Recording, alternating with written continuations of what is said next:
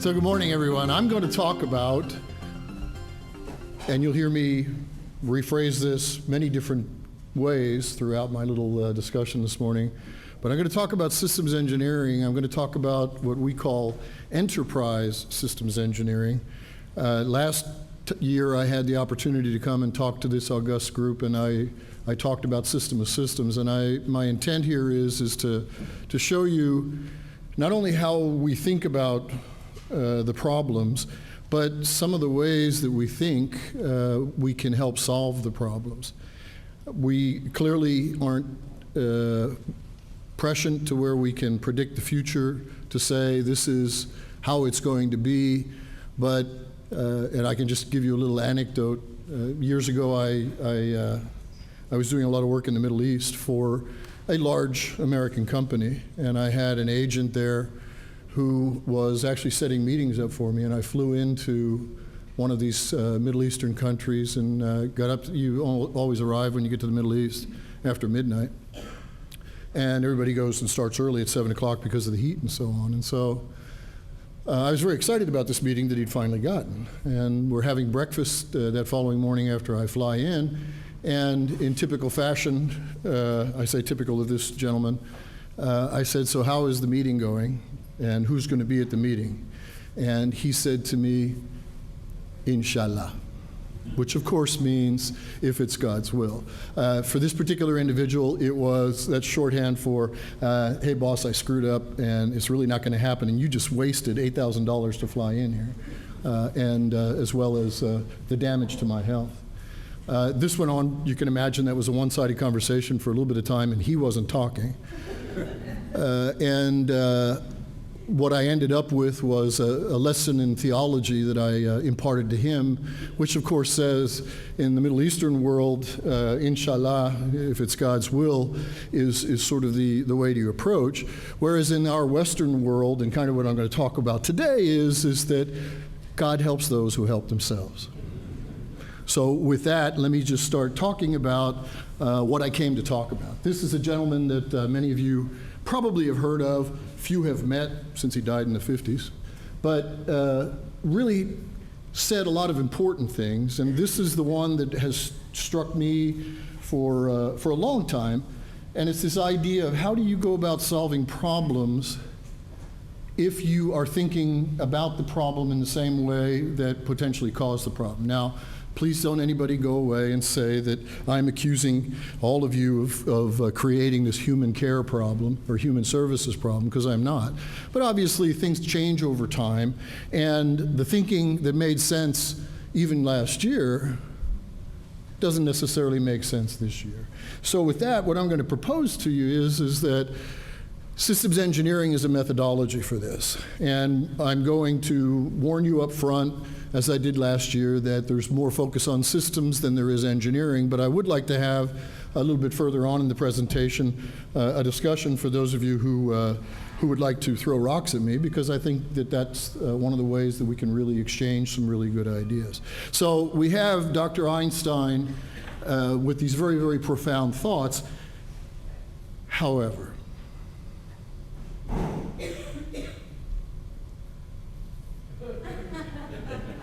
and so this only to show you that this can in fact be a real problem. And what really happens at the end of the day when these kind of things happen, somebody's got to come along and clean up after the circus elephants or the horses down New York, in mainstream New York. So with that as sort of an introduction and sort of setting the stage, let's talk a little bit about what I would like to talk about today. I want to talk about first about systems.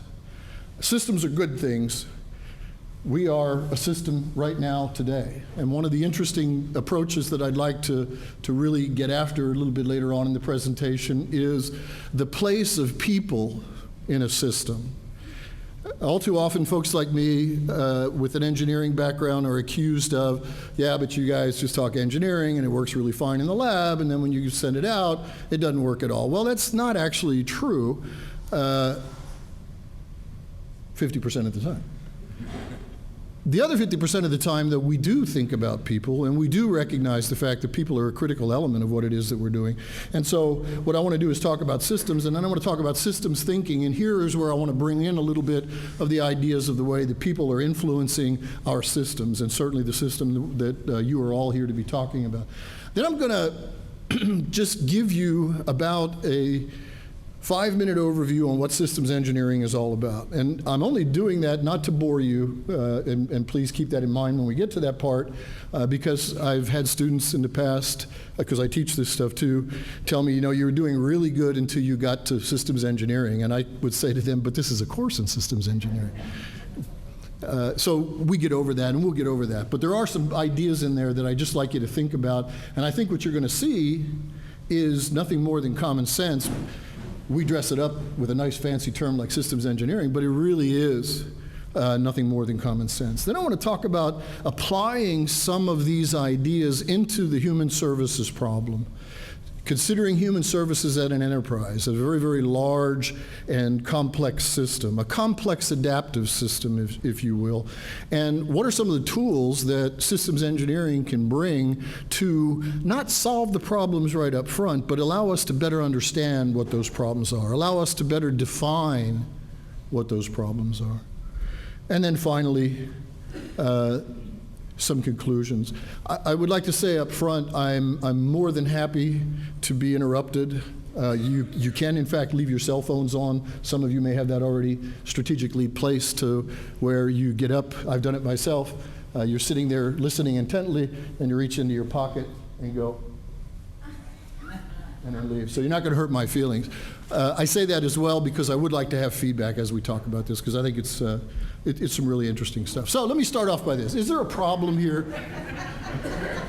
I mean, really, is there a problem here? We can put people on the moon, which, by the way, is not the most important part of what we did in the 60s, driving President Kennedy's vision. It wasn't putting a person on the moon that was the big deal. You know what the big deal was? Getting him back. Yeah. How did he get back? And what was the mechanism that allowed us to get him back? Systems engineering.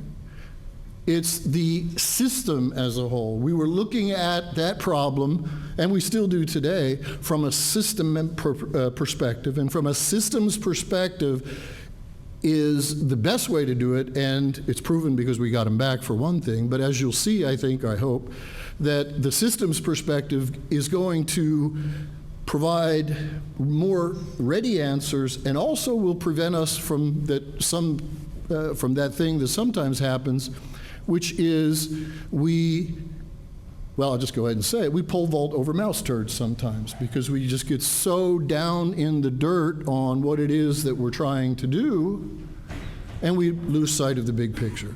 And systems engineering is there to help us with that. So let me just start off with engineering and human services. And let me just put out an open question to the group. Does engineering have any place in human services, do you think? Yeah? Let me see a show of hands. Yes? No? Daniel prepared you well, I can see. We think it does, and one of the things I'm here to do is talk to you about that. But I want to talk just for a moment a little bit of history, starting off with this particular question. Can we apply the tools of engineering to social systems? Now, most of you are too young to remember this, but there was a major divide in the world as we know it up to about towards the end of the last century, and we divided things into three categories. There was the first world, there was the second world, and there was the third world.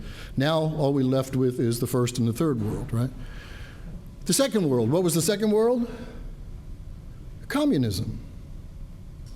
What was one of the things that communism was trying to do? Engineer society. That's exactly correct. Marx in Das Kapital was talking about wonderful things, utopia, the proletariat. Of course, it got a little bit lost in translation from what Karl Marx wrote to what our good friends in the Soviet Union translated it as. But that was an example of applying engineering to a social system.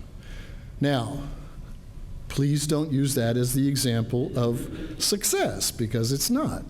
It very clearly is a failure. But one of the things that we've done as we look at social systems and we look at systems engineering, and then the various flavors of systems engineering I'll talk about in a moment, is what is it that went wrong there? What were the assumptions? What were the premises? What was the thinking? What was the approach? Answers to all those kinds of questions to say, why didn't it work? And the reality is in strict engineering terms, it should have worked. But I'll tell you this as well, in strict social terms, it also should have worked. But there were a couple factors that didn't quite make it. So as we talk about engineering and human services, I want you to overlay on all these different things that go on in engineering. And what that picture is, as you see systems engineering in the middle, is talking about all the different pieces of engineering. Now, I don't have any specific thing up there that's talking to social systems. But the reality is, and I hope you'll come away with this when I'm done this morning, is that you'll be able to see that there is a place and a space for this. Okay, so can we engineer human systems like we engineer technological systems? I would say, yeah. Why? How many of you deal with technological systems? All of you do. And you are using those technological systems to address the social problems. True or false? True, of course. So what I'm trying to set up here is this idea that there are some things in engineering, although engineering is a pretty black and white kind of approach, that really fit into and can help the human services environment. There are one or two things that are problematic for engineering when you talk about human services, though. Engineers are looking for models. I'm going to talk models in a little bit, but we are looking for, and what we want to do is be able to model something. We would like to take an abstract of whatever that system is, put it in a laboratory, and watch and see how it works so we can really figure out how it works. If we can do that, then we can introduce changes into the system to see what the best combination of things are. Because what systems engineering is doing is not necessarily going after the optimal performance of every piece of a system. Instead, it's looking at the optimal performance of the overall system. And if I look at the optimal performance of the overall system, as I'm sure many of you will understand, then I may be suboptimal at some of the subsystems or components of this larger system. But that's okay as long as you recognize that. And that's a part of what systems engineering is doing as well. We're going to be able to tell you, this particular system that you developed in the great state of North Dakota is really great in the great state of North Dakota, but when you put it in some other environment, all of a sudden it's not going to be as good. In other words, in the larger context of a system. So I'm going to have to degrade that in order to make the whole system work. And these are the kinds of decisions that systems engineering is involved with.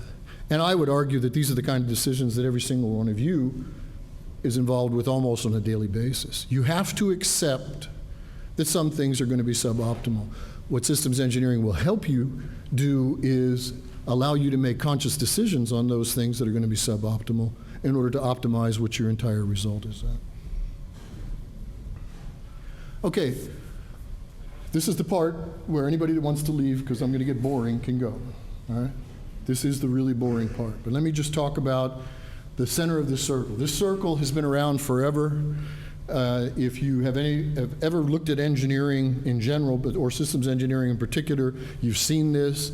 This is a very, very common thing. This was in the 50s and 60s is when this approach came out. I like to use it because it points out some real key elements of what it is that we're talking about. The first is requirements analysis. This is where systems engineering really makes its money.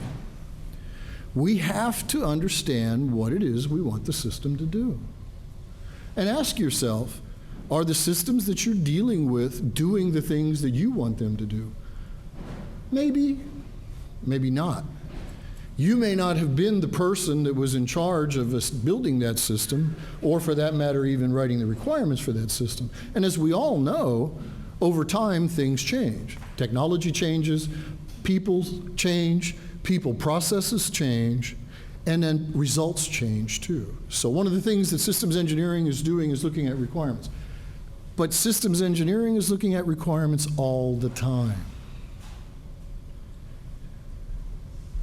The next step is this idea of functional analysis. Once I've looked at requirements and determined what the requirements are, I need to translate the requirements into a function. So give me a human services function. Anybody? I'm sorry? Eligibility. All right, that's a requirement. Determine eligibility. The system shall determine eligibility for particular services. And you can fill in that in. I mean, that's just the actual requirement statement. All right, what does it mean to determine eligibility? What is the function that has to happen in order for that requirement to be satisfied? Verify income, verify assets. Sure. And so what I want to do as I'm doing the requirements analysis, and at this point I'm trying to identify the functions, I'm going to do just what you just said. I'm going to verify various pieces or various parts of the individual who's asking for that service. Now, what I need to be able to do with that, once I've done that from a functional analysis perspective, is I have to synthesize this. And ideally what I'm going to do down in here is talk to this issue of functional to physical. So I'm going to take that function, and now I'm going to make sure that I can point to a part of the system that does that. Whether this is a pop-up in the computer screen that asks you to do something particular, whether it is something that the individual who's coming to get the service has to provide or bring as proof, and you take a photocopy, whatever it is, that's the function. And that function, I have to point and be able to point to a piece of the system and say what's going on with that function. Now, in and of itself, that's pretty straightforward. In and of itself, however, and this is where systems engineering, I believe, provides the most value, is this is not a line process that starts at requirements analysis and finishes at synthesis or the physical definition. Instead, you can see the feedback loops there all the time. In fact, one of the greatest and largest and most important roles that the systems engineer has is to go back and verify at the requirements line that the system is doing what it was supposed to do in the first place. And this is just as important, that the system is not doing anything that you didn't want in the requirement. Why? First of all, I want to make sure that I'm getting my bang for the buck, so that's the system doing it. But if the system is doing something else, no matter how cool that is, if the system is doing something else, then I'm wrong. Why? It doesn't match the requirement. If the system is doing something else over and above on what the requirement is, then it is my duty as the engineer to look and say and tell somebody, you just wasted money because the system is doing more than you initially wanted it. Now, clearly, it's not as cut and dry as that. And in reality, as we talk about complex adaptive systems that I'll talk in a moment here as well, sometimes things just happen. You know, I will quote Forrest Gump, that stuff happens, right? How many of you have inadvertently pressed a sequence of buttons on your computer that you really have no idea what you just did? But your computer just went somewhere, went out to lunch. The blue screen of death, and it does happen in Mac sometimes too. That's emergent behavior. So sometimes those things will happen. But if it does happen, then what do you want to do? you want to go back and revisit the requirement. And you want to ask yourself, is this something that in fact I want the system to do? Now, go back to my picture about, is there something wrong or is there a problem in human services? And the reality is over time we've built systems and we've built systems and we've built systems. The reality is those systems hopefully do what we asked them to do. In some cases they're not. In some cases they could do it better. And in some cases they're doing some really neat stuff that we didn't really think about, but has in fact happened. How do you deal with that? What do you do about it? Systems engineering is mostly about discipline.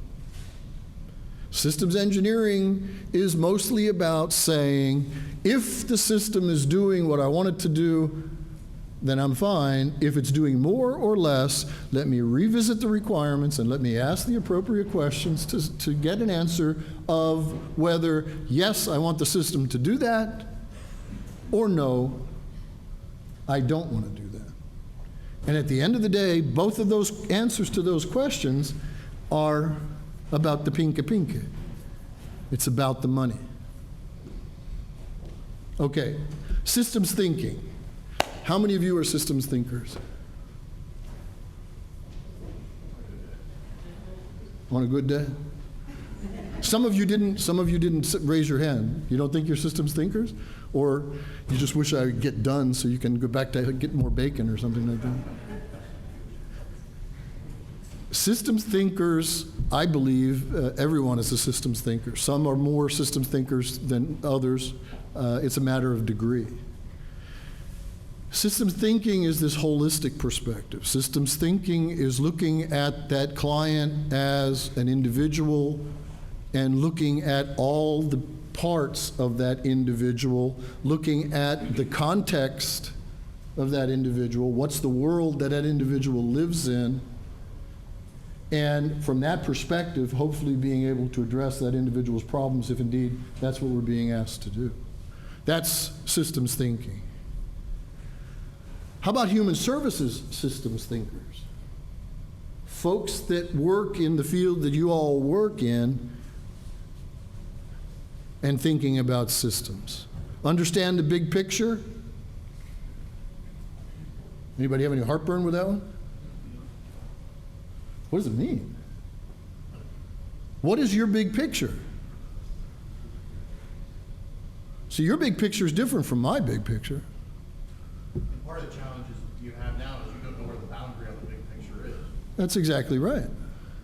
But a systems thinker doesn't necessarily have to understand the big picture, or the bigger picture, or the biggest picture. The systems thinker in the human services world has to at least acknowledge that there is something beyond where they are. That's where the value comes in from the systems thinking. Cause and effect. Can you, in your professional lives, clearly define cause and effect? Can you look at results and figure out causes?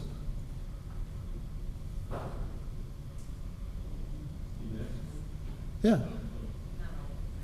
Not always, right. Sometimes you can, sometimes you can't. So the point about this particular bullet here is that one of the things that the systems thinker has to be able to do is live with ambiguity.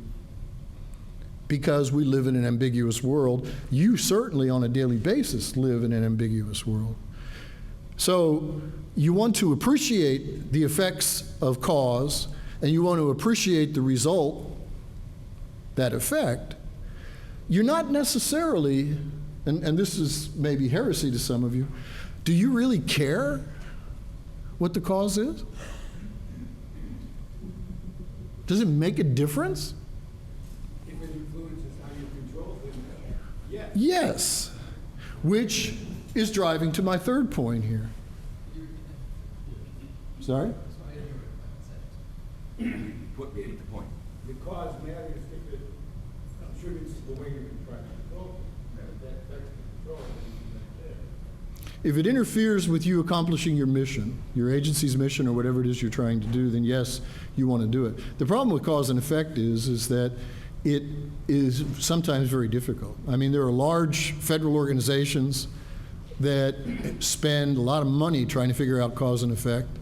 I dealt with one about a year and a half ago where we had probably, and this was done by probably the smartest person I know. He, I believe, speaks English, but he speaks English with a mathematical accent. And I'm here to tell you, I just have a hell of a time understanding him. And he had an answer. I mean, he could determine cause. He really could. Mathematically, he could determine cause, except nobody knew what it meant. That was the problem. But it drives to my third point here, which is, what about unintended consequences? What about consequences that just happen? How do we do about that? Or what do we do about that? Do we do anything about that? Do we care about that? Well, sure we do. We want to be able to at least gain an appreciation for what, first of all, is the unintended consequence and what that really means to the work that I'm doing. Take the long view. On the slide previous, I quoted Peter Senge, who talks about taking the long view. We as Americans, as a culture, aren't very good at that. We just aren't. I got back from my springtime vacation. We go to Sicily every year. Wonderful, wonderful place. The clocks tick differently in Sicily.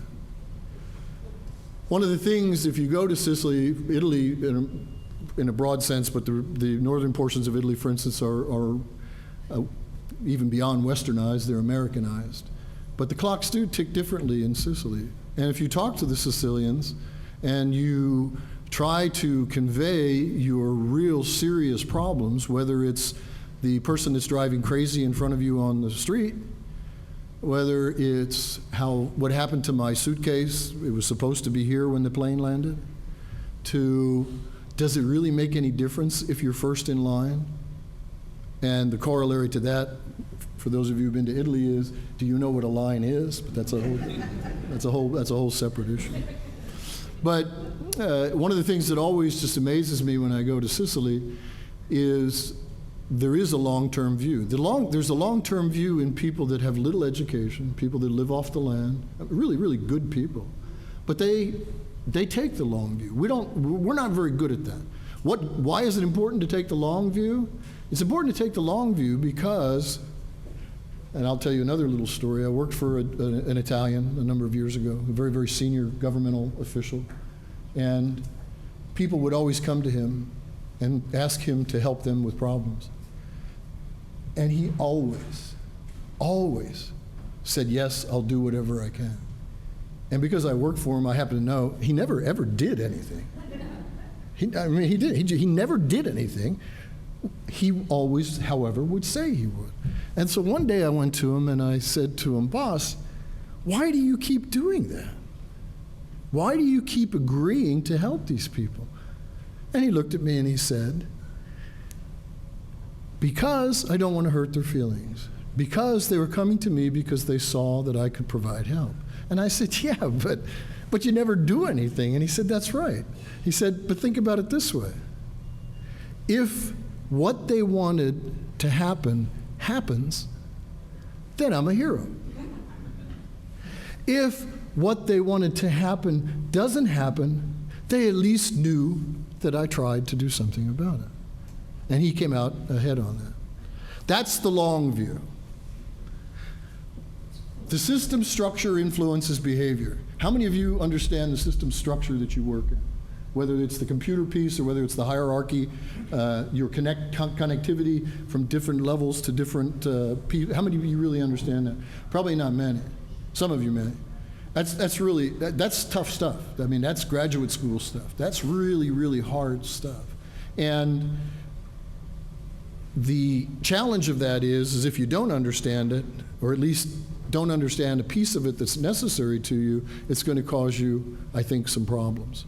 And so one of the things that, from a systems perspective, systems thinking perspective in human services that you want to be thinking about is, where do I fit? How does my agency fit? How do my clients fit? How does this all fit together? And what are the different pieces that eventually I can do something about? And what are those that I can't? Structure also serves as influence. But isn't there also the issue of some of these systems are so complex, the real question becomes, how much can you really understand? Because otherwise you can go OCD on that and, get lost in the second layer. And some of these systems. No, your point's very well taken. I'll give you, in a slide or two, I'll give you some idea of some definitions of complexity. The way I define complexity is that no one person can fully appreciate all the different things that are going on. And in our world today, that's more the norm than not. And so your point's absolutely correct. But what I'm going to suggest to you is that identifying and at least understanding the pieces of the system, first of all, that are in your context, that influence you, and then understanding their interactions, even if that's only a piece of the much larger picture, that will at least help you. One of the things that you'll see in a moment about systems engineering is there is this general concept in systems engineering that I deal with complexity by reductionism. I take it apart. Example, airplanes. Airplane, everybody would agree, is a complex system. Would you all agree with that? Yeah, sure. Okay, so complex system, I can't get it. Even the pilots don't really understand a lot, the whole thing. They understand a lot. But what happens when I get into a system to where I just absolutely can't do anything about it? Then what you need to do is go and select those pieces that you think. Now, there's an analytical process I'll talk about in a second that will help you do that.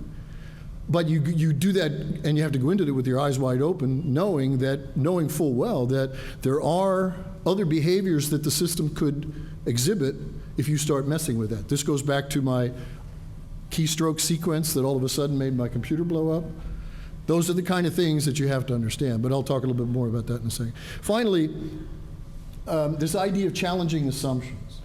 We live in a world of assumptions. We assume when we wake up in the morning that we're going to make it to the end of the day. We assume that when we go to sleep at night, we're going to wake up. We assume that when we do a particular action according to the rules that are in our agency that we're supposed to follow, that things are going to be the right thing. Things are going to happen the way that we want them to. The reality is sometimes, and it ever happened to anybody that you did exactly what you were told to do and it didn't work? How many of you on Christmas morning have been challenged with putting something, I'm not even going to call it a toy because it could be for your significant other. How many of you have been challenged on Christmas morning or the night before to put something together? All of us have, right? How many of you, the first thing that you do when you're putting something together, how many of you go in and get the directions first and read the directions? Right, all the women, almost every single one of them has their hand up. How many of you do not? Yeah. How many of you ask for directions? Yeah, see? So, challenge the assumptions. Challenge the assumption that you have to ask for directions. Challenge the assumption that you need the instructions in order to put something together. It doesn't necessarily mean that you're challenging the assumptions that you're a renegade, that you're a rebel, that you're a maverick, that you're a bad person, that you're next on the furlough list. It doesn't really, that's not what we're talking about here. What we're talking about is that we have a healthy approach to those assumptions. Anybody know what that is otherwise called in academia? Critical thinking. That's exactly what it is. Okay, some perspectives on thinking in systems thinking in human services. This is out of an article called System Thinking to Improve the Public's Health from the American Journal of Preventive Medicine. In preparing for this discussion, I went out and looked at different things, mainly because I wanted to see about how, certainly in public health and in other areas, how we're thinking about systems. And this particular article talked in the first place about relationships. Now, systems thinking is about relationships, the relationship of one part of a system to the other part of the system. In the world of human services, in the world of public health, the relationships are also talking about those interpersonal relationships. Now, I have been accused, most of the time unjustly, of focusing on the interactions of the hardware, software, and not paying any attention to the human piece. And I have to admit that sometimes I do that. Why? Because I just want to get the thing to work. However, if we don't include the people into what it is that we're talking about, then we're going to have a problem. And the topic of what I'm talking about today, enterprise systems engineering, absolutely acknowledges that we have to include the people. We have to include people interactions. We have to account for what the system is going to do in the context of the people that are using it in order to be successful. That's this idea of relationships. The idea of understanding is, yes, we're all systems thinkers, but we still need to at least make an attempt to understand the pieces of the system. So in a system hierarchy, you have a system. The next level down is generally called subsystems. The next level down is generally called components. And then the next level down, the lowest level are the parts. So the parts come together to create components. The components plug into the subsystems, and the subsystems taken together become the system. I'm not suggesting you have to understand the physics of the way the things work, but we really need to always understand and appreciate how these things fit together, mainly because we want to understand what the unintended consequences could potentially be. In the war on terrorism, it's probably not a good topic right now, but in the war on terrorism, one of the things that have been done, and I think you all know this, based on 9/11, was there was essentially a failure. We had the information, we just didn't know what we didn't know, and therefore we did have a failure in that. To address that, what the federal, state, and local governments have done is create what are called fusion centers. What a fusion center is meant to do is bring in as much information as I can in order to get the bigger picture. Todd, in a moment, is going to talk to you a little bit about collaborative analysis. There is this idea that with the number of people in the room, probably about 30 or so of you, maybe a little bit more, that I could write any question in the world up here. It doesn't matter. And that every single one of you knows enough about it to where we come up with a pretty good answer to whatever the question was if we stuck with it long enough. And that happens because not only are we sharing information, but the identifications of certain information now all of a sudden trigger a reaction in my mind. The synapses fire, I connect the dots, whatever metaphor you want to use, and all of a sudden now I understand something better. That's what this fusion idea is in the context of human services. Making sure that not only that we understand the value of it, but actually seeking to go ahead and do that, create this fusion kind of idea. And then finally, from a systems thinking perspective in human services, arguably this is the most important piece is what's your perspective? And when I say perspective, I'm talking about, do you have a client perspective? Do you have a provider perspective? Do you have a systems perspective as the company that is helping you do the problem? Do you have a systems perspective as the people that are working on the system inside? And so the idea here is that at least think through what your perspective is. An appreciation of your perspective is critical, because without it, you won't be able to understand the system. You have to know what your own biases are. You have to know what you're bringing to the table that will influence the way that you're going to look at this particular system. Okay, that was systems thinking. Now let's just talk a little bit about systems. What's a system? That's a system. What do I want you to know about that? Those 4 things. System has a boundary. You mentioned boundaries. Can we define the boundary? Do you know the boundaries of your systems that you work with? Are the boundaries solid boundaries? Can they get invaded? There's a lot of people wondering today in this country whether the boundaries that they have on their home email system are vulnerable to somebody coming and puncturing that boundary. The basic surroundings, what's the context that my system lives in?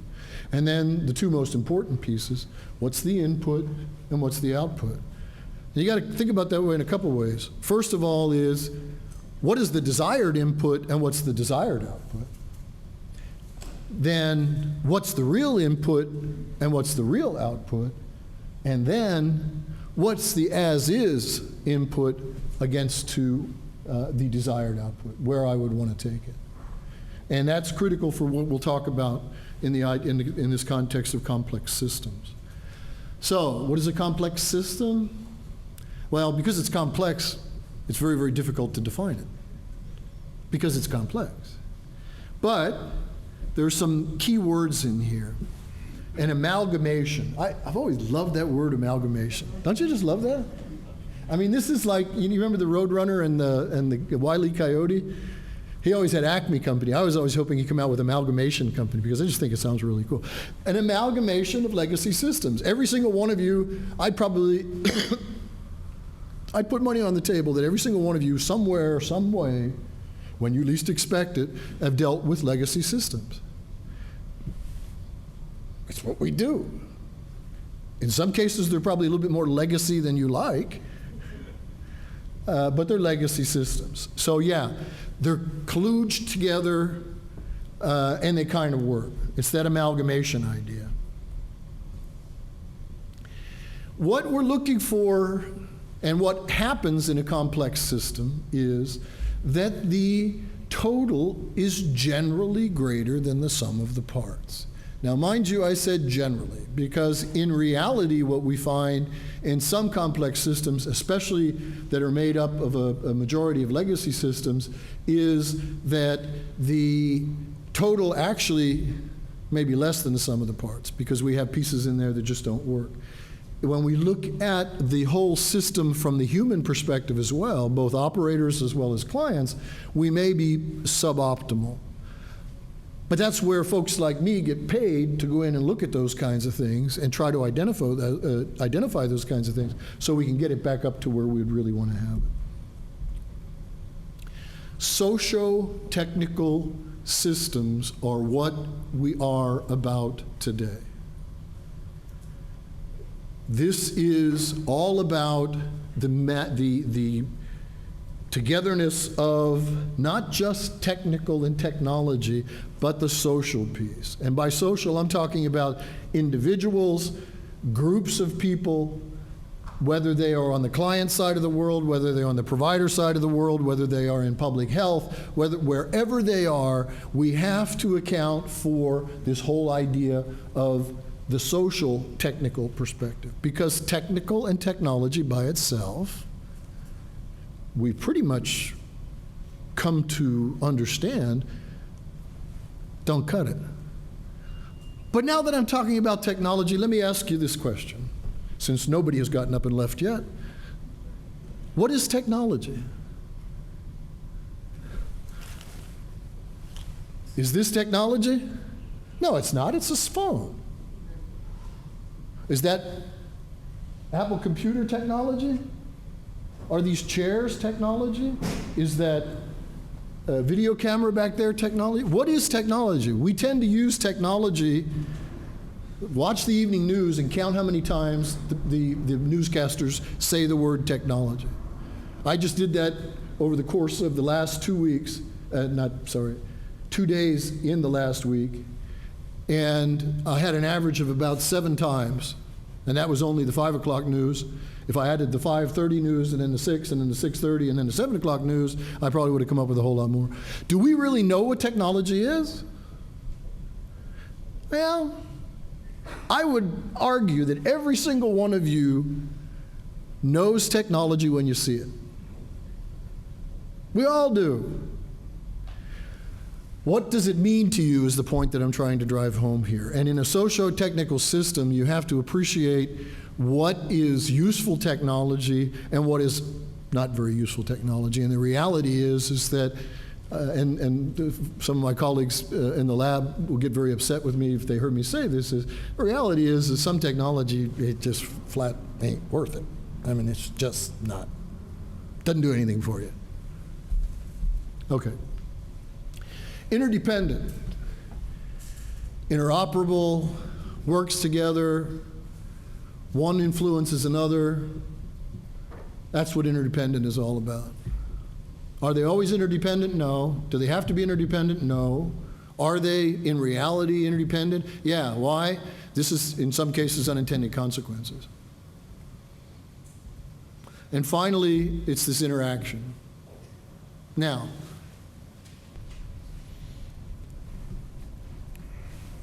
would each and every one of you be able to make a material change in the system that you work with based on something that you decided to do? Could you actually change something? Yes, no? A little bit of both. I put that on the table. I'm going to come back to that at the end. But I just want you to think about that as I start talking about what the other few concepts I want to discuss. The reality is most of us feel not very empowered, especially in technical systems, to be able to change things. That's the reality of thinking. The reality of actually doing is, hold that thought, I'll get to that in the end. Okay, domain considerations. What's the domain you're in? I picked these particular, there are many more domains depending on what you're doing. Do these domains affect human services? Sure. Physical is very important. Of these three, what would you say is the one that affects human services the most? Economic? Yeah. Economic and political. So here's a thought for you.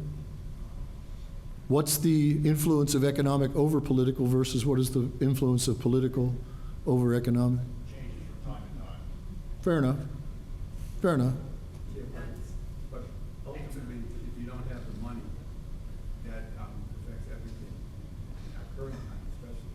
Yeah, let me go back to Italy for a second. There was a book that was published in the 70s. We don't know him, but a very well-known Italian author. And the book was, wait for it, about the mafia. But of course we don't have mafia. Only in Palermo, and Sicily, and Naples, and southern Italy. One of the things that struck me about that book was, and one of the theses that the gentleman was arguing was over these last two. What he said was, the northern Italian, because he was dividing it north and south, the northern Italian, he said, seeks the economic power. That's why they work hard, they invent stuff, they earn big dollar amounts. The northern Italian seeks the big stuff, uses the economic domain to exercise control over the political domain. Is that kind of what we do in this country? Yeah, it's kind of that way, right? The southern Italian exercises the political to gain the economic. Now, I didn't say that they were duly elected or appointed. I just said that they exercise the political. And you all know that policy, whatever that policy is, can in fact drive things. So when you're thinking of domains, and again, I only put a couple up here just to whet your appetite. When you're thinking of domains, think not only of the way that you're defining them, because we don't, we think about their interactions themselves, because they are very, very important to know. And then complexity. Simple to complex. What systems engineering is trying to do is address that entire spectrum What systems engineering is trying to do over here on this unpredictable chaos, no correct answers, many valid solutions, etc., what we're trying to do is turn those statements into positives. And we do that by the process that I showed you a little bit earlier. We do that a lot by just the systems analysis that we do. We want to try to understand the way the system works. Because understanding the way the system works, whether or not that's the way the handbook says it is absolutely critical. Do you understand the way that your systems work?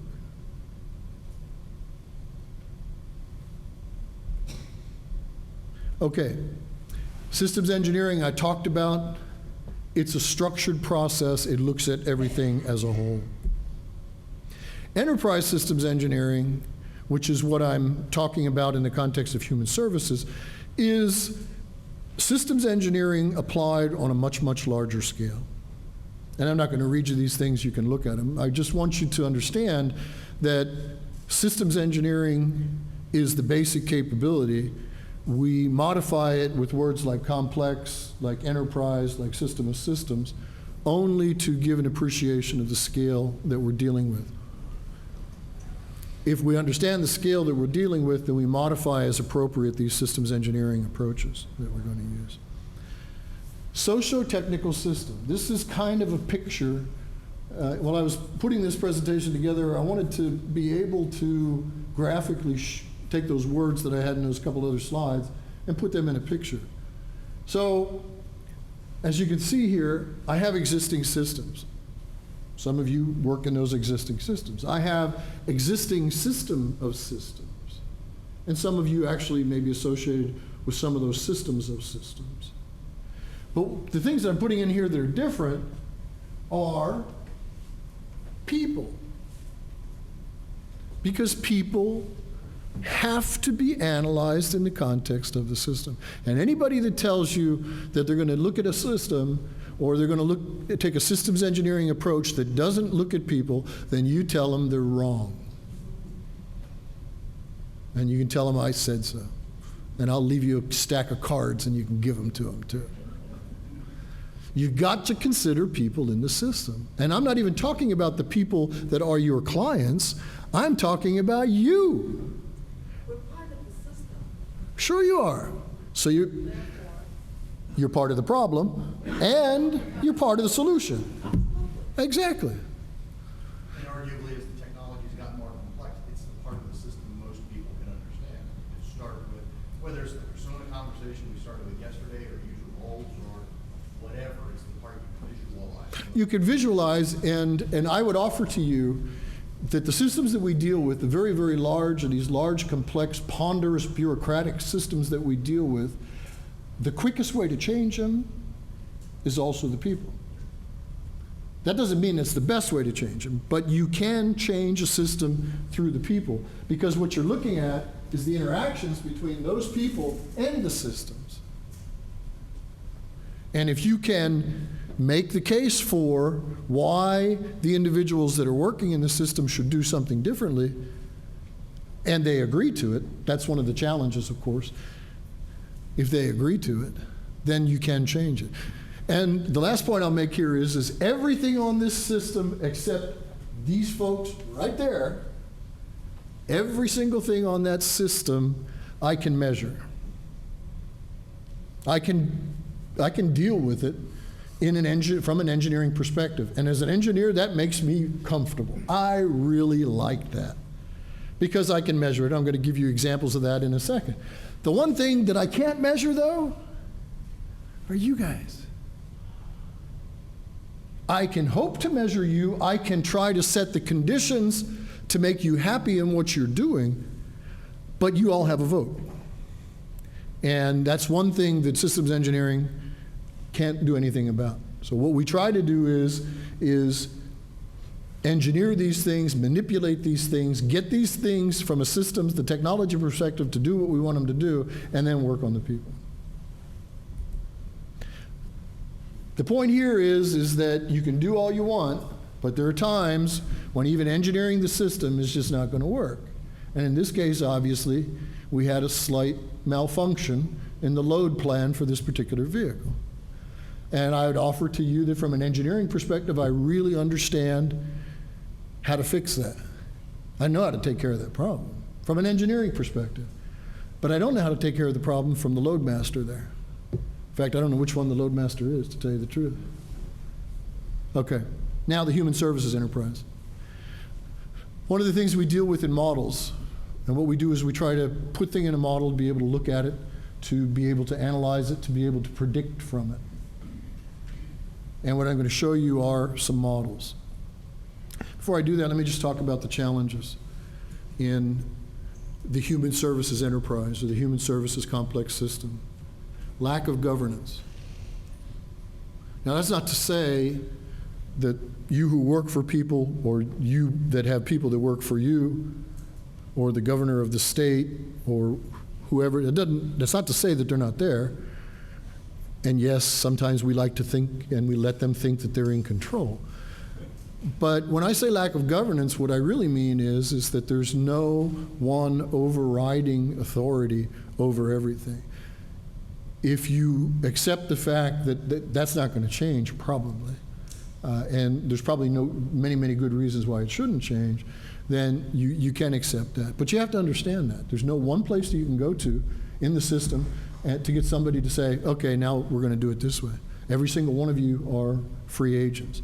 It is large. Now, I hesitated before I put that third bullet up there. How many of you think there's waste and redundancy in your systems? Sure. Every single one of us knows that. Now, let me ask you the harder question. Can you do anything about that waste and redundancy? It's not always even a good idea. That's a good point. An excellent point, as a matter of fact. The point was, it's not always a good idea. Why? It may cost you more to change it. The reality is, in some systems, especially people systems, we have to accept some redundancy. And to be clear, redundancy in and of itself is not a bad thing. Redundancy is plan B. Redundancy is the backup system. Yes, it costs a little bit more, but I have to have it. That's not necessarily bad. What I'm telling you is that redundancy is not bad as long as you know that it's there and someone, an air-breathing, carbon-based life form, made a decision to have that redundancy there. If you haven't, then I would argue it becomes waste at that point in time. Hierarchies and boundaries. We already talked a little bit about that, and that ties back into the lack of governance thing. What are the boundaries of your system? Would it be really cool to have one big budget for everybody, and everybody had their own line item and control? I've succeeded in putting you to sleep. You guys are a tough crowd this morning. No, it's not a good idea, apart from the fact that it would never happen. But there are many reasons why it's not a good idea. Why? Because just take the size and the complexity of the system across the United States. One budget would probably do more harm than it would be good, because there's no way you could get the visibility of the problems that you're trying to budget that money for in order to be able to save. That creates the problem of not being able to capture savings and trade-offs across sectors. It absolutely does. I absolutely agree with you. What I would suggest to you though is that when you start looking at potential savings, a little bit earlier when I talked about this idea of fusion, I would argue that this particular forum here is a great way to do this. You're not going to get to be a common budget, I agree with you, but you can get ideas and you can voluntarily actually change things. But that's the people quotient that's so very important. Requirements are changing. I mentioned in the basic laydown of the way systems engineering works that you got to always go back to the requirements. Well, gee, that's really cool, some of you should tell me, except the requirements change every other day. How many times have you said that to your office? Yeah, of course they change every day. Anybody that thinks you're going to control requirements, whether it's to build a new car in Detroit, whether it's to build the next best smartphone, anyone who thinks that the requirements aren't going to change is not realistic. Why are they going to change? Because people's expectations change.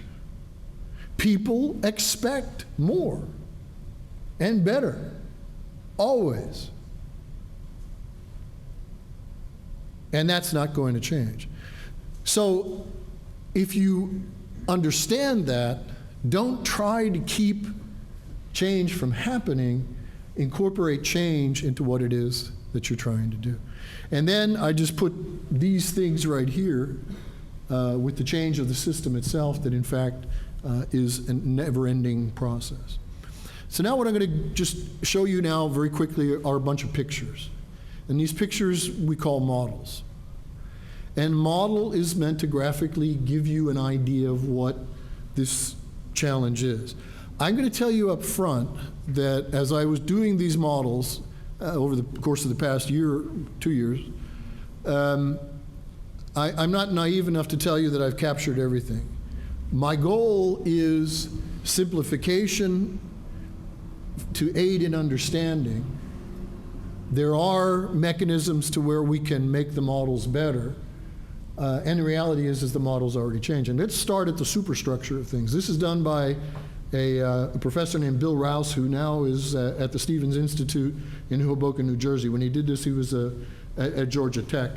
And this, I actually modified this. He used this for the healthcare system. And essentially, if you read down, start at the top and read down the side, that you have the ecosystem, the business model is going to drive the system structure, competitive positions and investments are going to drive the delivery process, and then care capability, the actual capability that you have to provide those services and information are going to drive your clinical practice. And then back over on the other side, since this is a closed system, the client care outcome is going to drive back up into the delivery process and either change it or not change it, probably will change it, modify it as appropriate. And then the delivery process is going to drive back up into the human services system structure. Now, I put and left economic returns.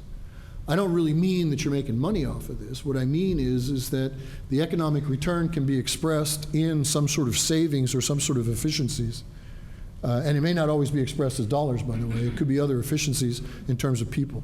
And then finally, as you move up, ideally what you're going to do is take away cost and increase human productivity. So that's the high-level model. Here's another way of looking at it, the environment. And these three layers, as you see, are federal, state, and local. Again, highly idealized. What I'm trying to do here is take the entire health and human services eco-center and just give an idea of what are the different things that go on there. I have this patient or client in the middle, and this patient or client, when they look out, sees this kind of environment. So what we're all about at this point in time, as we're working through and trying to understand what the system is identifying what are those pieces of the system that really make the difference. Now here I've included health. Let me ask you this as human services professionals. Do you care?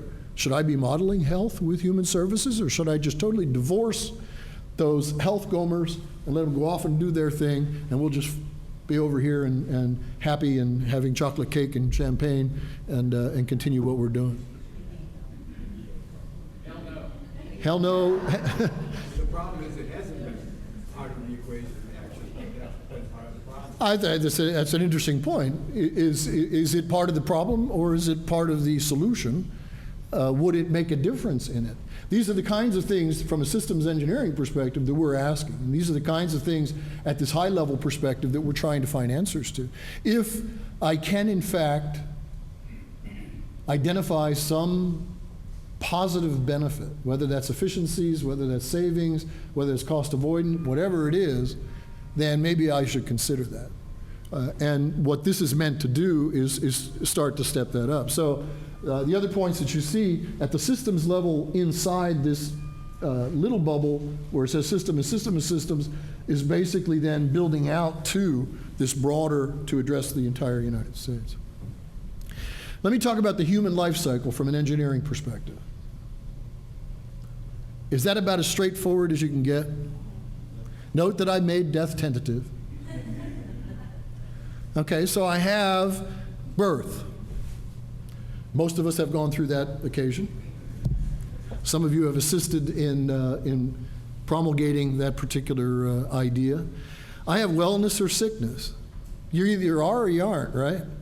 I have preventive care or treatment, and you could look at the arrows.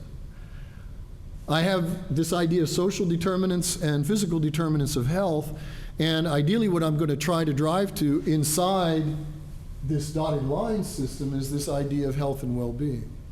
Now, that's a circular system, and ideally, I'll stay in that circle, because if I get out of that circle, you can see what the alternative is, right? If sometime I'm going to get out of the circle. You should have feedback from 1.5 back to just before that, or just after the birth, because that's what makes it cyclic, and that makes it complex. No, you're absolutely correct. Yeah, the arrows got left off there, but you're right. It should go back. But I put this up here just to give you an idea. I just described the human race, right? I mean, that's what it is. Life is tough, and then you die, right? I mean, that's kind of the way it works. Sorry? Taxes are coming. But that's a good point. I probably should overlay. Let me make a note of that. Okay, so what I'm suggesting you is that as you start building these models, you can then assign different aspects to them. So that is, for instance, where human services would feel. This is a client perspective. Client comes, or client needs some capabilities, medical or human services, and as you can see here, I do have the feedback loops all the way down. I'm dividing this into the provider, the process that I use. I go to the infrastructure, because there's got to be some available infrastructure, and then I go to the outcomes. The outcomes, by the way, are identifiable by those desired outcomes, but I also have to accept the fact that they're going to be outcomes that don't necessarily always align with my expectations, and that, in fact, is the case. Ideally, what I'm driving to is this idea of health and well-being. All right, so now what I'm going to do is I've been down at the lowest levels. Now I'm going to start building it back up again. This just happens to be a technique of a language of doing modeling. Let me just orient you here. On the left, you have the inputs. On the right, you have the outputs. I talked about that in the beginning. In the way these particular diagrams work, the mechanisms for the activities come from the bottom. These are these things coming down and going up into the system. And then the controls come in on the top. And so if you just walk through there and take, for instance, inputs of politics into this concept of provide health and human care, I think all of you understand very clearly what the impact of that input is. One of the best ways to look at an input and think about an input is imagine that input not being there, what that system would look like. But the real point I'm trying to drive to here and ask you to think about is that I've just taken everything that you guys done and just put it in a box.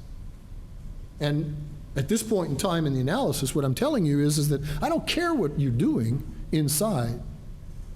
Of course I care. But I don't care what you're doing for the analysis now. I'm going to go into that box in some detail. But for right now, I really, really, really got to understand what are all these mechanisms and what are all these activities that are going on. This is systems engineering. This is what we do in systems engineering.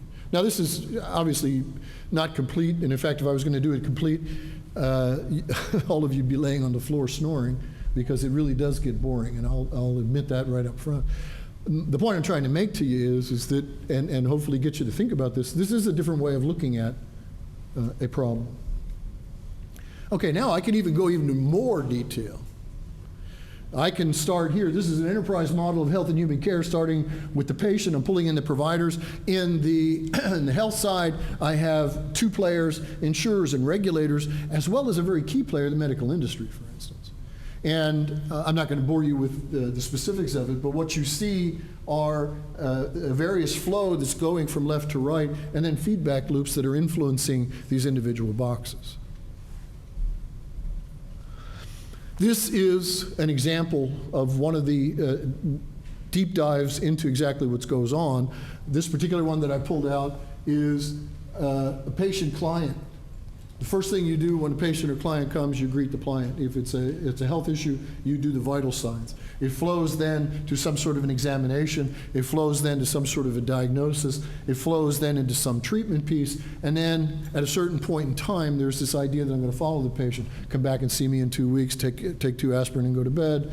Call me next week, whatever it is. But I'm going to follow the patient or follow the client to see if, in fact, that the things that I've been trying to do from the systems perspective are going to be there. Now, why is this valuable to us? We want to be able to look and understand in detail what's going on there. And I could change this and I could put this in each one of your cases from a human services perspective.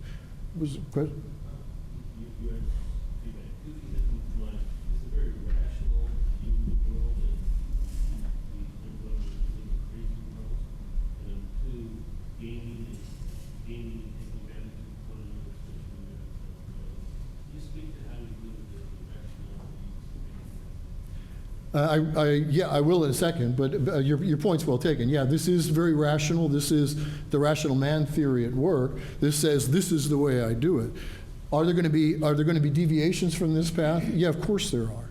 Now, the challenge from a systems engineering perspective is first let me get the flow right, one, or the flow the way I'd like it to be, because I think for whatever reason this is the way to do it.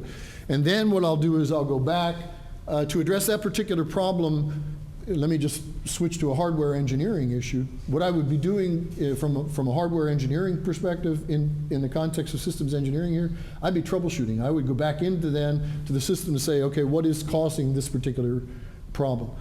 As I mentioned earlier, the challenge we have is that it's people that are doing this, and notwithstanding the rationality of people in general, there are irrational behaviors that at a certain point in time, in all honesty, I might just have to say, question mark, I don't know, or it's an aberration, an anomaly, whatever it is. But the point and why we do it like this, and really the end state that we're trying to get to here, is at least be able to understand the flow of activities in order to get to the desired result.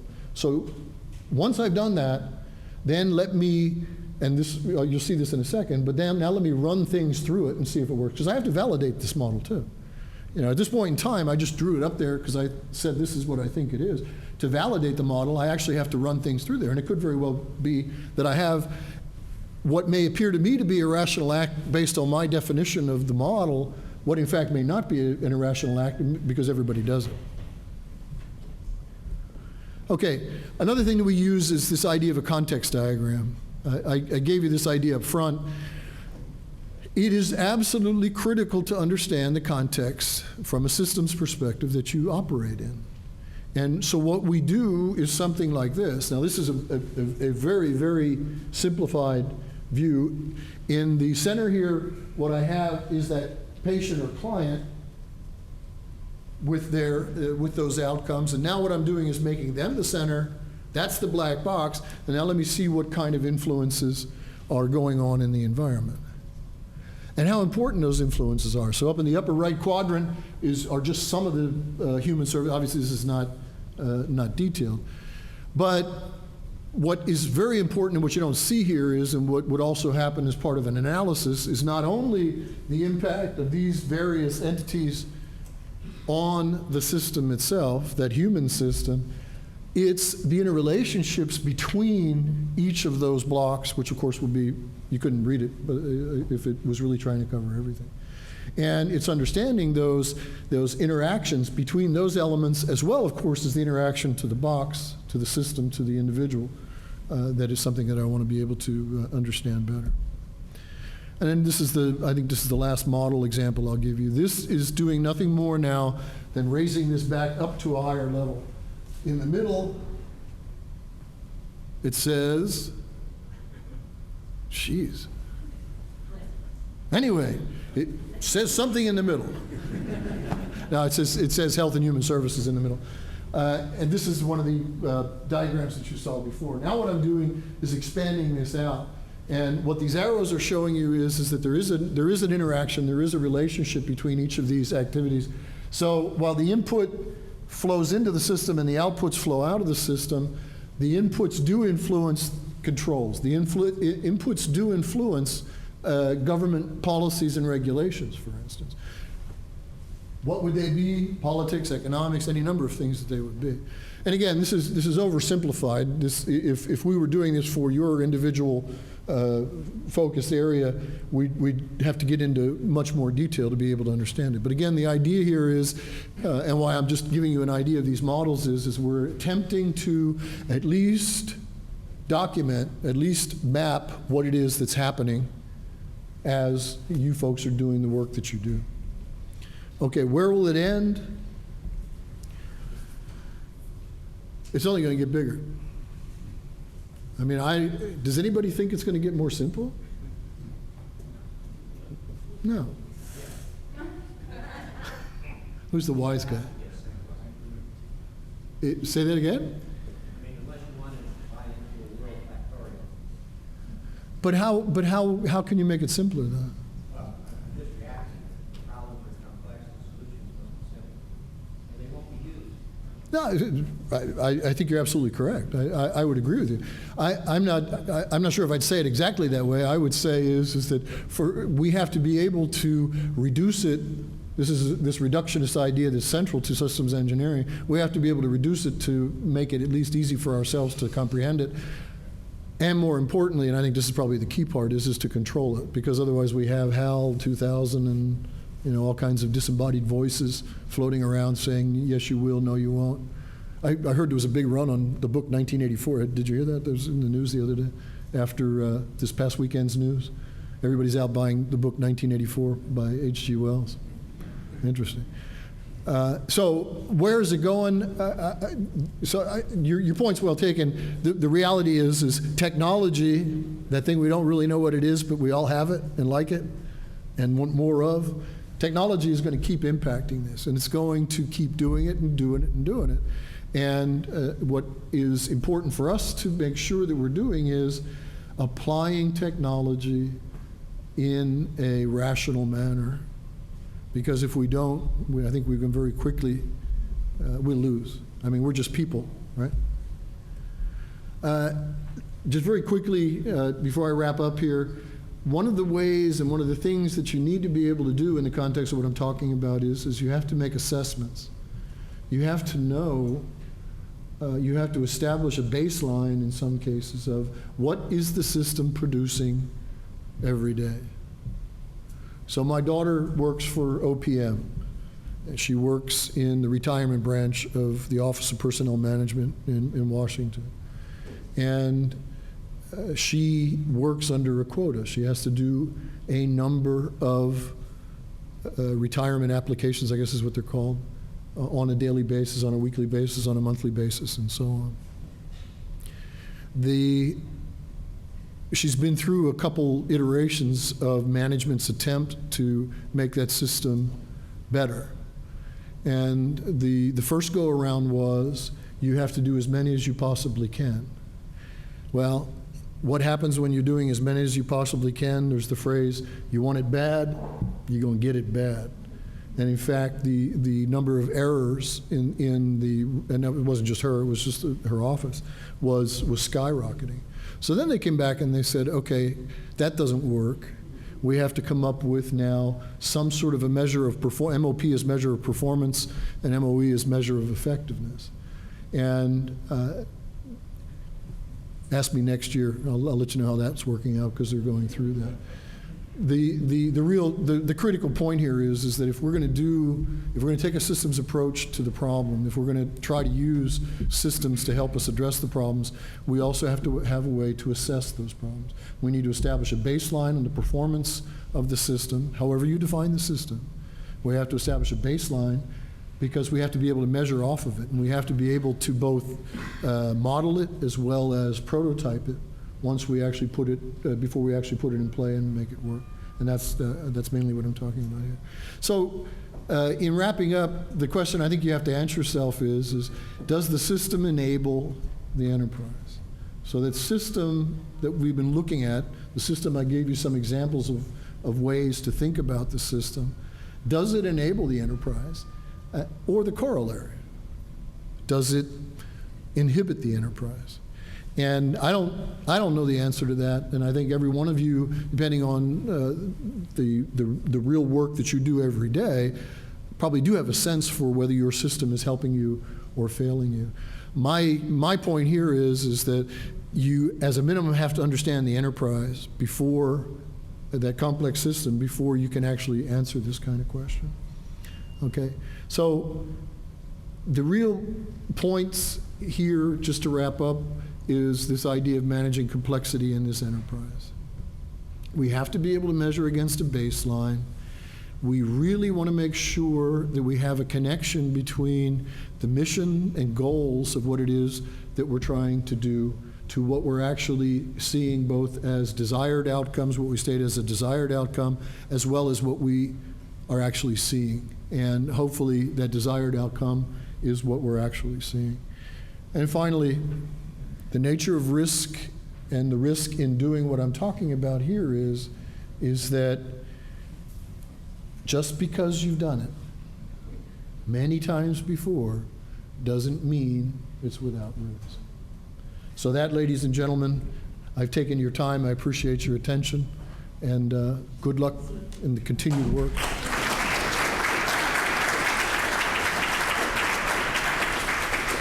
Yes, sir. Very stimulating. Thank you. Full disclosure, I studied feedback and control about 35 years ago. The thing that struck me in listening to you is that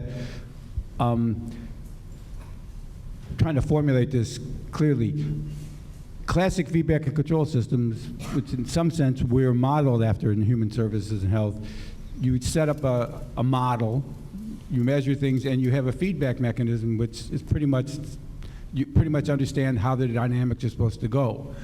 When things don't go like that, the system, doesn't do very well. There is this concept of modal control, which I found interesting, where the dynamics of the dynamical constants can actually change.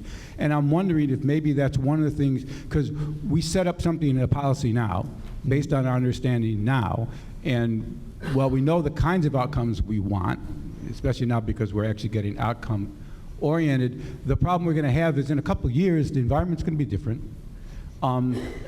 We're not really going to know. We do our best to think about what we think is going to happen and what will control things, but we really don't know that. But so what happens in that situation is we get locked in. The system we build now all of a sudden locks us into a solution which we're no longer happy with, and it's very, very difficult, especially in government now, to change things because we haven't been able, we haven't been able to conceptualize that. So I'm wondering if maybe thinking about the issue of putting into our equations, into our thinking about building a system, the fact that there's a dynamic here that we don't understand and we can't, it's not blue sky, but to try to figure out, maybe by looking at what's happened in the past, try to figure out how would we think about the dynamics in such a way that we wouldn't have to go through procurements and Congress and all this other stuff in order to make the adjustments that we would want. That maybe is, that's what's occurring to me based on what I was listening to as you were talking, which I thought was very, very useful. Yeah, let me just, your point's well taken, and let me just say two things about it. One, the reality is today, and I can give you many examples of this in some of the things that I'm actually working with the federal government. I have program managers and people of authority who are looking to spend money, and one of their greatest concerns is that if I commit today to buying this computer, by the time I field it, because this is a large system, it's going to take about 2 years to field, by the time I field it, given Moore's law, everyone understand Moore's law, the computing power doubling, and there's still no end in sight of that. Given Moore's law, I'm going to be, by definition, obsolete by the time I field it. So what do you do about that? Actually, there are some things that you can do about that. Are you going to get it perfect? No. But there are some things that you can do. So I think that's one consideration that we don't always bring into the equation whenever we're looking at establishing a new system. So that's one of them. Second thought that I had as you were just talking is this idea of baselines. One of the most valuable things, we talk baselines in systems engineering because we have to be able to measure ourselves to see if we're actually doing something, and hopefully we're not going the wrong way. But if you are really focused on continuous improvement, then you have to baseline yourself, and then you have to continually assess that performance. At a certain point in time, to address the problem that would be there, you're going to not only baseline yourself, but in continual assessments, you're probably going to start falling back. I'm just guessing, just because of the onward march of other technologies. Your system could be the most modern today, except the next state over, the federal government, tomorrow could institute the absolute latest. This is 5 years from now, and all of a sudden you are obsolete. One thing about baselines that I know that helps many of the sponsors that we deal with is to make the argument as to here's why I need to do this. But then you get into programmatic things like, okay, what's the cost? Can I really afford this? One of the biggest arguments that I always use is cost avoidance. So you're going to have to spend some money. Are you going to save any money right up front?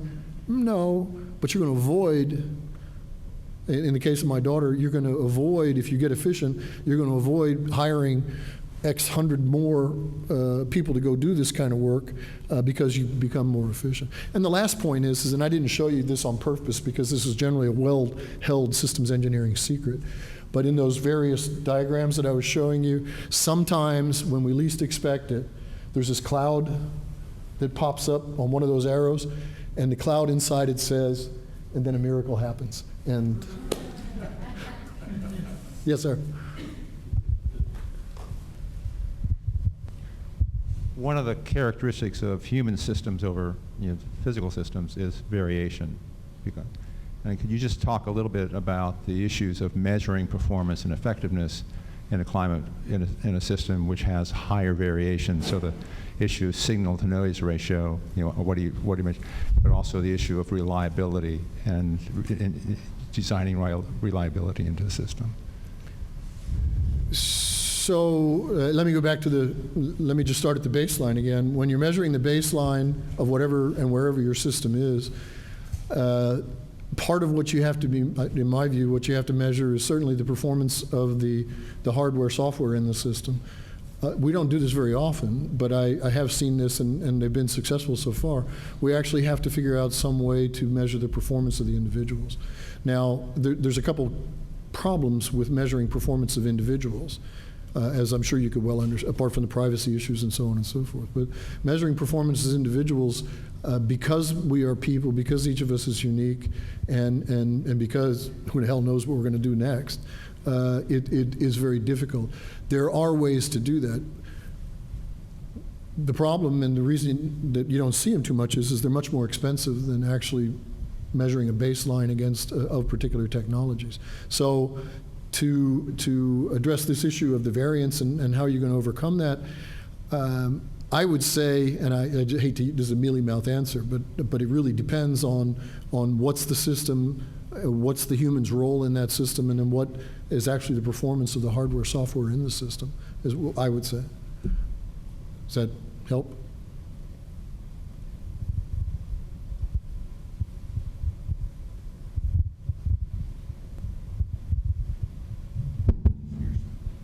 One of the things that I've heard as a theme through this conference and kind of in the human service sector as a whole is a great frustration with by people who want good data to be able to measure things, ask questions at various levels of complexity or various levels of holism about the systems that they're working with. So in one of your earlier diagrams, there was a feedback loop in the middle where there was feedback that was informing what the system would do next.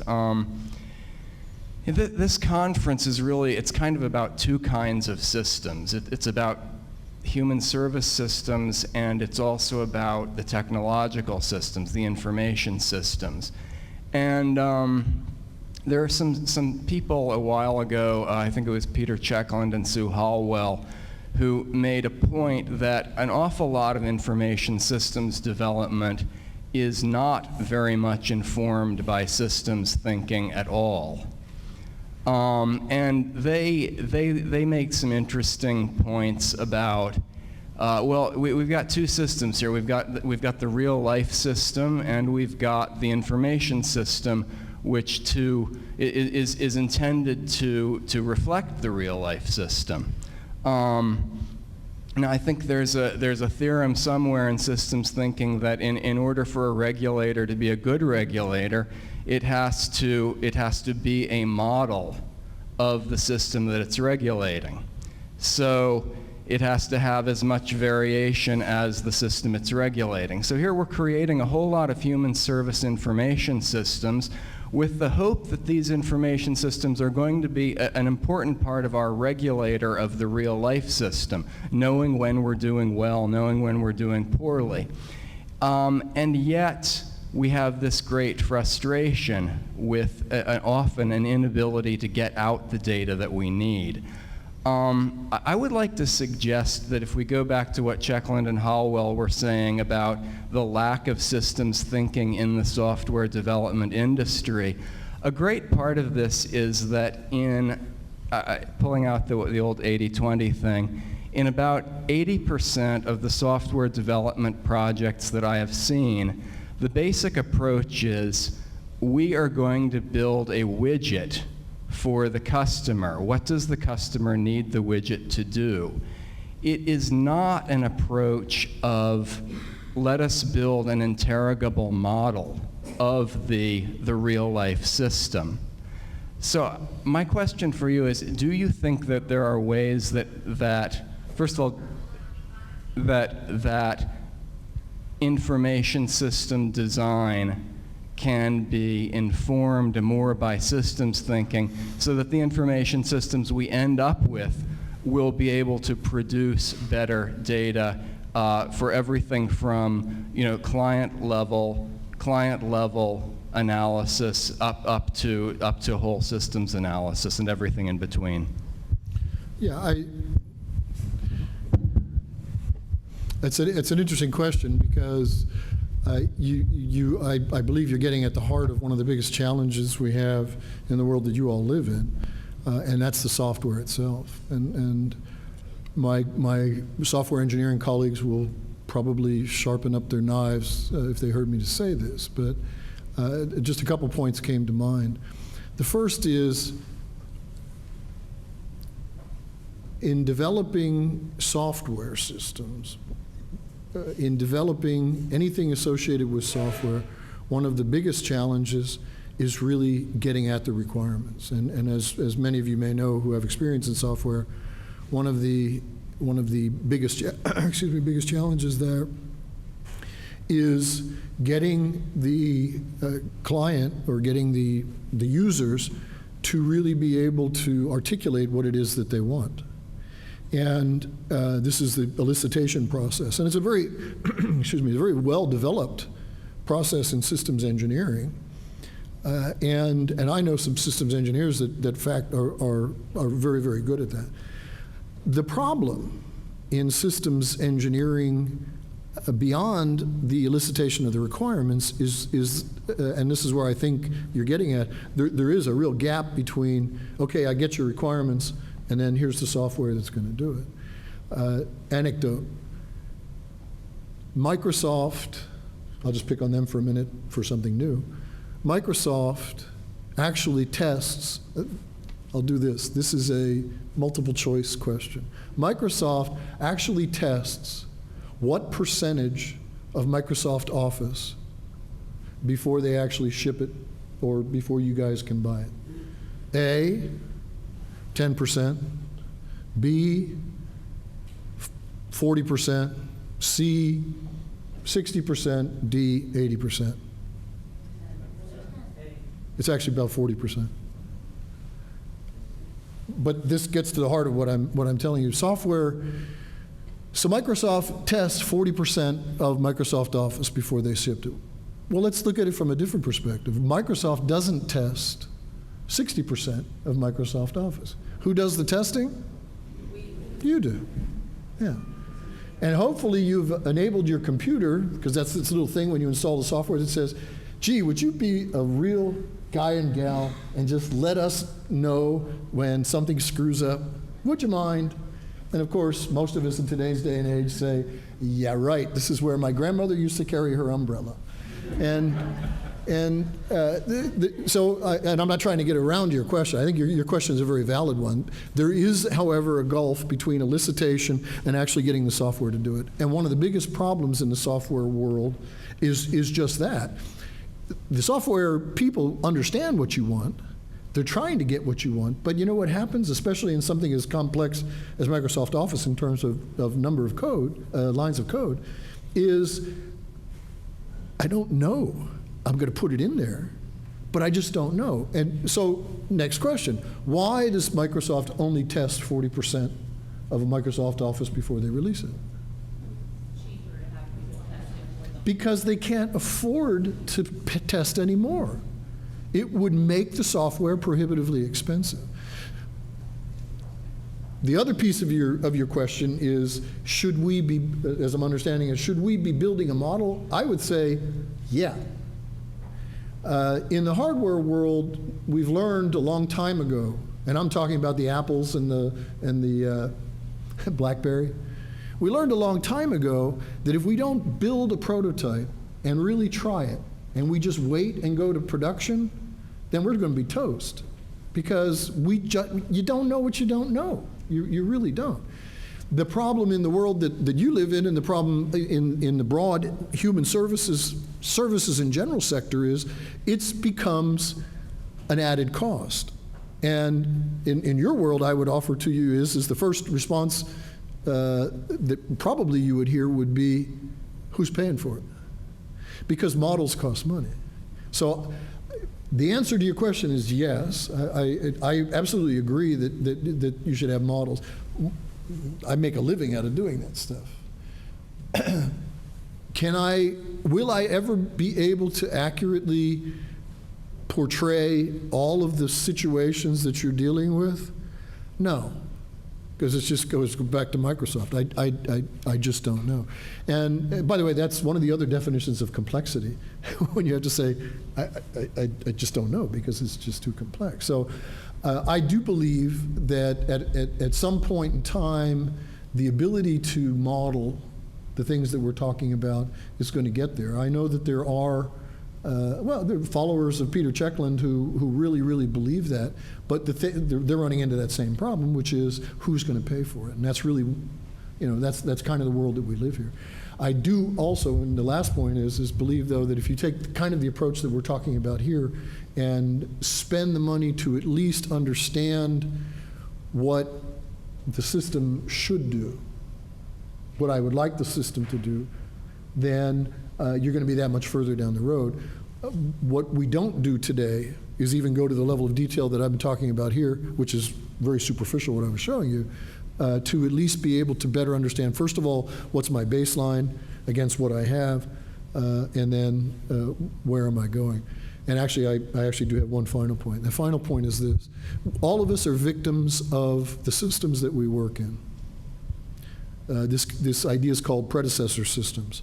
So no matter who you're going to get to develop a system, no matter who you're going to get to write the software, for that matter, no matter who you're going to get to model it, is going to be influenced to a greater or lesser extent by their own experience with similar systems. Because we carry around a mental picture of what that system should do. And when we think about or get told, now, go make it better, where do we start? We start with that mental picture. In systems engineering and this kind of approach, the systems approach that I'm talking about, where should you start? You should start at zero, and you should actually start dictating your requirements, or at least capturing your requirements. Very, very difficult to do. But think about this. Think about the next car you're going to buy. What is going to influence the next car you're going to buy? Your thinking and your choice on it? The car you're driving today. So that's a problem as well. Yes, ma'am? Yeah. Oh, sorry. Okay. Okay. Just, One more question. Just a thought on that, and I'm a technologist, but have worked in the human services field my whole career. And so as I listen to this conversation, I think what really strikes me is the idea that requirements are what drives everything. And if you think about how the technology business, how it grew up, it was very much around transactional systems. So, we need to pay a claim, we need to process a transaction that's very defined. And that you can write requirements down for. I think, as I hear all the conversation and where we're at in this world is, yes, those transactions are still important. We have to be able to pay bills, and we have to have, some law or whatever is going to drive how that's done. But what we need to be building is we need to build the capacity, and we need to build tools for the human services experts to be able to use. And so can you model what that is all going to look like 5 years from now? I don't think you can. I think what we can do is we can build the capacity and capability for tools and the interoperability, and that's where I think technology really helps us now, because we are able to build smaller components that should be able to work together. And if you put those in the hands of the people who are the people who know this business and who do the business, this will evolve and turn into, just think of all the things your smartphone does and the ways that we all use that now. I don't think Steve Jobs could have envisioned that, before. So I guess what I'm saying is I think it's leaping beyond that, defining requirements, and I know that's heresy to people who are systems engineers, and because we're all taught, and I have a master's degree in computer science, 1986, so think of it that way, that you think of things from a very engineering perspective. But I think that really we have to get beyond that in this field. And so, because you have to have security and privacy and confidentiality all around it, but we really need to be able to get tools in the hands of the people that are doing the service delivery. So just my 2 cents worth on all that. So I understand. I mean, for what it's worth, I understand your point, and I can tell you I can relate to it. There is a significant debate that's going on that says the conversation goes something like this. Me, to a technologist, can you tell me what the system is capable of doing? Technologist back to me. What's the requirement? Well, no. Just tell me what it can do. Technologist back to me. What's the requirement? So the only thing that I would say to your point is this, and I believe it was the Cheshire Cat that said this to Alice when Alice said, "Which is the right road?" And the Cheshire Cat said, "Where are you going?" And Alice responded, "I don't know." And the Cheshire Cat said, "Then any road will get you there." And so my concern with what you're saying is that any road will get you there represents money that we're throwing at something in the hopes that it's going to be. And what I'm suggesting is, and it's not the perfect answer, so peace, but what I'm suggesting is at least if we have an idea of where we're going, and that idea where we're going actually, in my mind, has to start with some sort of requirement. It may be the end state stated as a requirement, but we have to pick one of the roads somewhere.